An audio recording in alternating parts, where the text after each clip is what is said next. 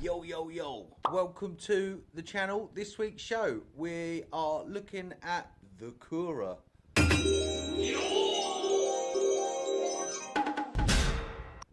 Kura, a treasure house. Somewhere where you store all of your important stuff and your food and maybe your katanas if you've got some. No, that's just a joke. Disclaimer, it's actually worth pointing out that this isn't my project. It's actually the project of this fair lady called Mari. I actually just live here like some cat. Obviously doing important things like saving the universe. Give me your name and number. So we're talking about the Kura. I explained about my thoughts on it. You're Japanese. What do you think? What was your first impression of the beautiful building behind you?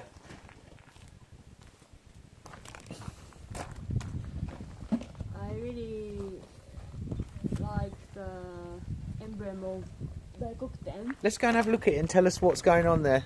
So Daikokuten is kami of prosperity and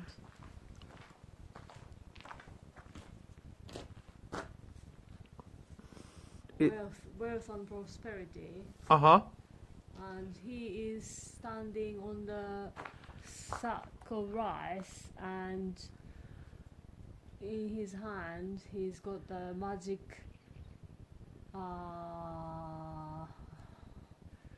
hammer.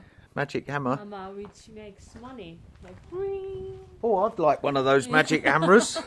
Yeah. Yep. I really think it's cute. Why don't you take us inside and tell us what your thoughts are?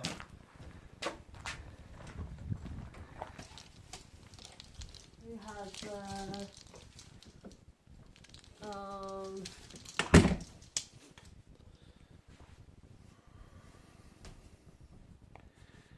let's change the floor and the ceiling. Yep. And half of this beam was eaten by the Termites. termite, so they cut it out and Did a lovely job there, didn't they?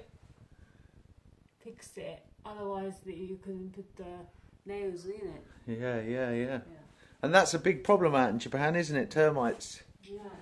The bane of existence. How does it feel being in this room, Mari? Very nice floor. Feels nice on the feet, doesn't it? Yeah. Feels nice to have a It's wooden... cozy. Cozy. Especially when it's warmed up with the aircon. Yep. And my little hidey hole. Hidey holes. I just say it's very cozy. I said earlier that I find I get a really good night's sleep here. Very simple.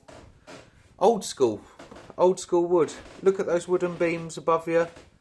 They're absolute Goliaths. Very peaceful. Have we got the lights on? Can we turn those lights on? Just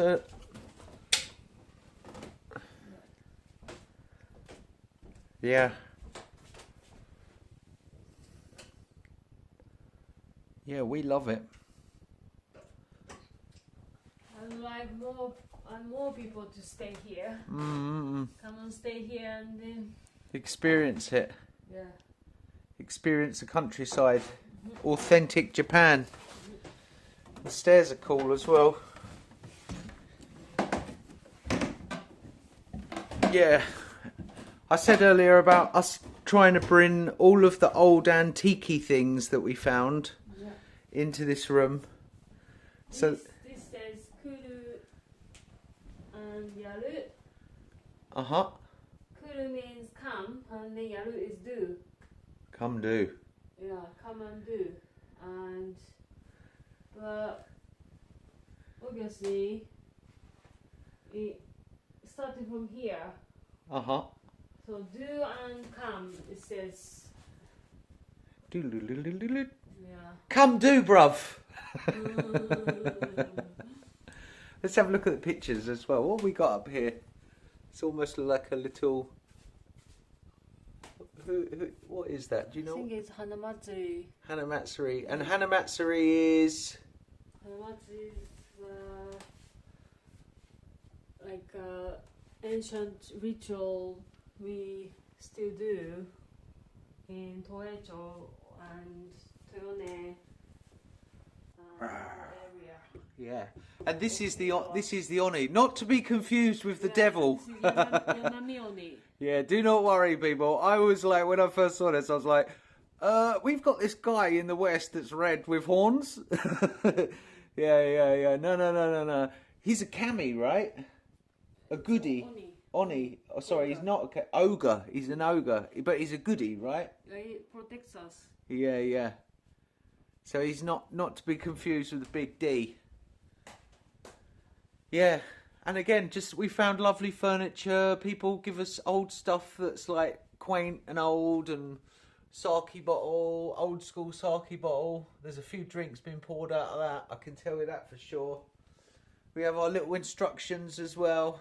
But this is a home away from home. Very relaxing. But like you said, we haven't warmed it up just now, but it's lovely on the feet, isn't it? I mean, barefoot. I've never walked on a proper wooden floor before.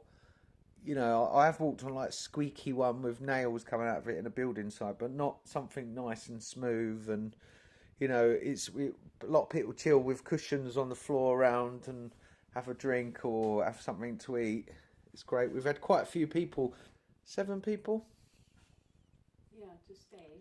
Yeah, we had 7 people upstairs. Okay, 15 people. Yeah, we've had karaoke. This is our little karaoke area. We have a mixer down there. And this gets set up for karaoke with all glittery lights and stuff so that people can have a sing-song and a drink in here. But yeah, breathing a bit of life into this very old building. I'm very interested in you, if any of you know Kuras. Tell me what you think about Japanese, the design of it, Mari. How does it feel for you as a Japanese person? Because I kind of said, you know, this would be a listed building in the UK where, you know, it's a historical importance. Posh England. Ah, a listed building in England. You see, it's rather like an aristocrat at a cocktail party. Utterly charming, full of history, and completely unwilling to let anyone touch it. It's not just a building, it's a statement. A declaration to the world. Look at me, I'm ancient, I'm important, and you're not allowed to paint me or add a hot tub. The rules around them are completely absurd. You want to change a window? Oh, no. That window was designed by some bloke in a powdered wig 3 centuries ago, and it must remain exactly as it is, even if it lets in a gale that could knock over a horse. Essentially, a listed building is history with a preservation order and a healthy dose of British stubbornness. It stands there proudly crumbling, as if to say, I decay on my own terms, thank you very much. Posh England. And now for the private tour. Look at the architecture on that. Shikui walls, like a kind of plaster kind of stuff. Thick walls on a wooden frame. The wooden frame will blow your mind out. It's got this composite rice husk mud stuff, insulative, strong, fireproof. They're beasts. You close these doors in the unlikely event of an emergency. Look at the size of that. It must weigh about 300, 400 kilograms. Maybe more. It's an absolute beast of a building. And let's take a look around the side. When you've got some minor repairs, let me know if you've got any ideas. We've got some cracks along the plaster there. We want to get those fixed up. I don't suppose a bit of super glue is going to fix that. It's also got this wooden stuff on the side. Look at this. I've been told you pull these in the unlikely event of a fire. Boom! And it flaps down. Well, we've got aircon there for creature comforts. That might not have happened. But look at the wooden framing on this. About 150 years old. Let's take a look inside. Thanks, Shoki, for the door, by the way. So, what's the story? Well, the story is, it's beautiful. We've brought all of the objects that we found in the house that were beautiful little Japanese objects including this lovely drawers, should I say, that we cleaned up. That come in here as well. This room was full to the brim with stuff that was collected and stored. We cleaned it out. It was a big mission. We got some dudes in, thank you those dudes, to come and take away that rubbish. We then got a local Japanese architect, Sawa-san. Thank you, Sawa-san. Great architect who understood traditional Japanese buildings. Look at some of the repairs. Look at that. And then Yamato Holmes, a local carpenter, expert, come and did some repairs. And what did they do? Well, first of all, they had to gut it out, because this room was actually 2 rooms. You might be able to see here, don't know if you can see, there's a notch. There was a post coming down here. And this was 2 rooms, 1, 2. And one of the rooms was covered in a metal zinc, like kind of steel. So it was a kind of cool room, and it was for storage of silkworms. Because in this property, not just this Kura, but the main Kominka, there is evidence of silkworm farming. That was the thing back in the day, right? Let's go upstairs, take a look upstairs. Look at this beautiful banister. It's so old school. It's got a unique charm. Look at the size of this beam. Look at the size of that beauty. 150 years old. Look, we found a little hammer. Let's take this little hammer off. This is a little hammer. Don't know if you can see there. A little hammer that was like, I think it was, you know, they finished building this thing years ago. 150 years ago. Also a local electrician. He put electrics in here. So we've got electrics, we've got lights. And it's just a charming, beautiful, old school building. Let me see it. This is cedar flooring. Yeah, inch thick. It's got a kind of cedar smell. So this is a kind of got this charm, this old style charm. It's very warm because of the insulative properties of the outside exterior. And you can see this wooden framing. That was a whole tree probably. It looks like a whole tree to me. Huge beast. It almost feels like you're going back in time. There's a silence to the room. There's a calm, serene silence. We've got a little beautiful window here that someone put in for us that overlooks the area. And yeah, very unique charm. Let's get some lights on because it's a bit dark. Boop. Yeah, beautiful. Some of the wood panelling has got writing on, Japanese writing.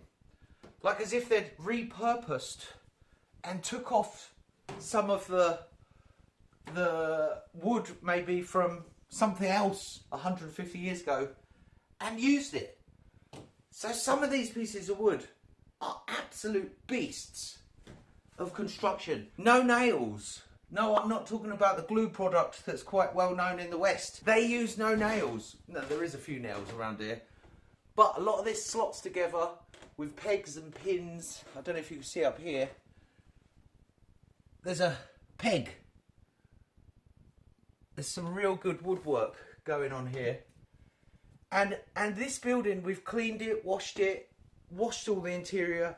There was a lot of insects that were able to get in here, and we've just kind of cleaned it up so that you can kind of sleep without getting a centipede on your face. But let's come down because these stairs are also super charming. Charming, charming, charming. And we bring all the beautiful things that we like and we bring them down. So some of the furniture, Japanese furniture we found, little metal things that we find, hand calligraphy. We brought the little old charming clock, and there's some nice LED lights at the top. And there's aircon. Now, the floor is pretty interesting because it's that kind of sugi that slots together, and there's an inch thick of insulation. So this room, both upstairs and downstairs, have a natural warm ambience, a coolness in the summer and a warmness in the winter. Get a little bit of aircon on, the temperature's pretty consistent. And that's due to the fantastic, well thought out, old school Japanese architectural design of thick insulative walls with that straw kind of mixed in with the mud, and then on the outside this white shikui chalky stuff. And boy, do they get a lovely finish on this. Some of the edges on this. Now I need to learn that. That's another job that I've got to learn. But we just think this building is an absolute beauty and charm. And as you can see, it quite dominates the space. Look at the base on this beast. All these rocks carved and kind of positioned, and then a final rock carved. You can see the chisel marks on those rocks. The whole thing kind of balances. Now, what's interesting with this building as well is that we've had a couple of seismic events.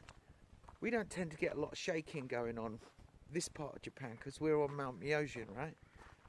But sometimes we get a kind of bang, and you know, the building squeaks and groans and whines. And this building has really stood the test of time. It's an absolute beast of a building and a testament to Japanese architectural design. Look at the shape of the roof. It's overhanging, allowing the rain and the water and a little bit of shade, yeah? And it's got this kind of wood framing at the top of the roof, just above that white shikui. I don't know if you can see it. And the whole building is just designed to be a powerhouse, be able to be solid, to long last, to keep maybe in 100 years ago you would have kept your grain, or 50 years ago. I mean, we're still using it today, but obviously in the context of a guest house. But this building is an absolute beast. And, you know, you could store your grain, your food, your valuables. Maybe you had some old scrolls, or I like to think someone keeps their old school set of Japanese katanas in there, passed down from Musashi himself, in something like this. Huge, great doors on the front, huge, great thick walls, and you know, in the unlikely event of a fire, you've got this kind of wood cladding that you can just pull off. Yeah, we love it. We think it's a real beauty, and it's the first thing that we've kind of done to this property. I mean, not only does it double up as an emergency house, just in case the main Kominka has some problems, but I mean, just at night this thing chimes. We get the lights on. It's like a beautiful little courtyard, and it's just these thick walls on it. But boy, was it a real dusty, dirty job. And there's thousands of these types of buildings all over Japan. Great. This would almost be considered a historical building of significance in the UK, a listed building. And there's no doubt about the architectural beauty and simplistic design, age-old tested methodologies, thick walls, solid, fireproof, somewhere where you can keep your goodies. So this is a real historical building, and there must be thousands, maybe a couple of million of these around Japan. And they're very quaint, they're cute. They're a tiny house. I mean, who doesn't love a tiny, teeny house? And just look at that. It's beautiful with that white shikui.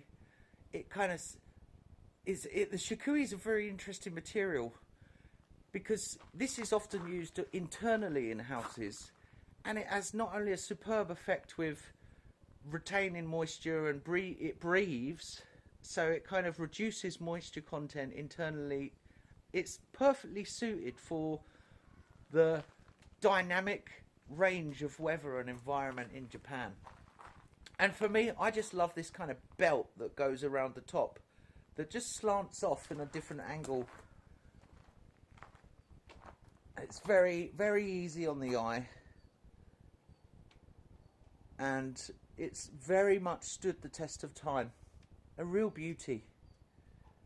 And in my opinion, Kuras, Kominkas, old Japanese architecture, you know, this is the real authentic Japan. You know, often it's very easy to go to the city and, you know, New York, Tokyo, London, lots of historical buildings, skyscrapers, glass and steel. But to really come and see the old school architecture, the old school way that it's done, and to learn the history and the fact that the kami of harvest and wealth, Daikoktin his name is symbolised on top. You know, this, there was almost like, you know, it's lucky.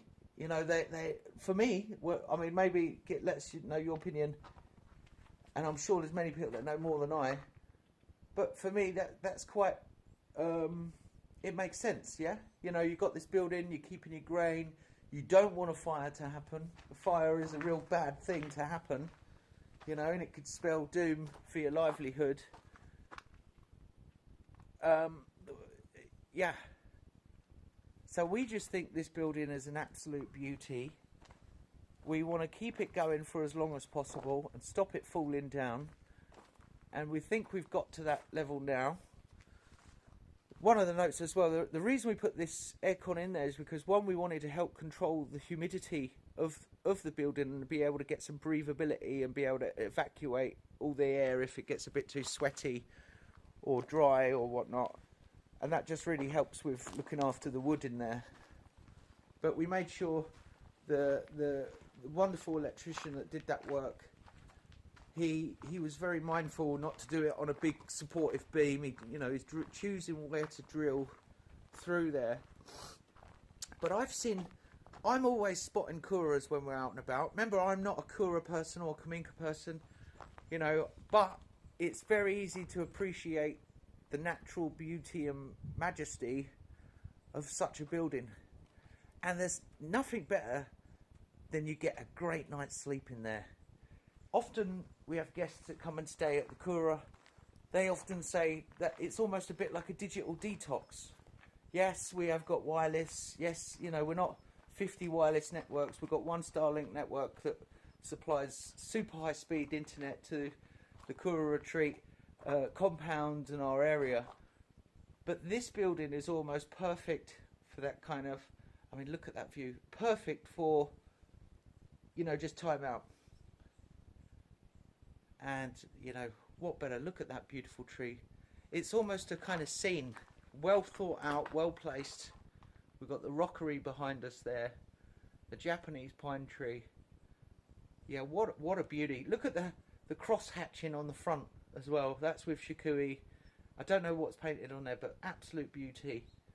Yeah, what a superb architectural design. High roof, long roof. Rain comes down. Remember, when it rains, it can rain strong. We can almost have storm rains. We've got super protective doors on the front. The building is solid as a rock. You've seen internally how big those beams are. The whole thing locked together, and then this composite mud plaster material, you know, gluing the whole thing as a solid structure. Absolute divine. And the tiling is not to be hoffed at as well. I mean, that's a pretty meaty. One of those tiles falls off and bonks you on the head, you've got a real problem. No, they won't do that. They're pretty locked in there tight. But what I'm saying is that those are very nice, shiny. There's a couple of tons of tiles on there. Again, amazing. We did find an old photo of this building being constructed. I will find that photo and we'll talk about that on another show. But there was a team of boys that must have done this. Men at work. Speak soon. So my final thought is this. First of all, thank you for listening to show today. The Kura is a magnificent building. Again, that's my cat sneezing. So thank you for listening and watching today. And again, The Kura is an incredible piece of architecture. It's the equivalent of a listed building in the UK, and as custodians of it, we hope to allow people to enjoy the beautiful environment, and it's one of many projects we're trying to do. If anything, today I hope we think about the important buildings around us and how we can care for them, how we can protect them, and how we can preserve heritage and history. So, as always, thank you very much. I'll see you on the flip side. Bye bye.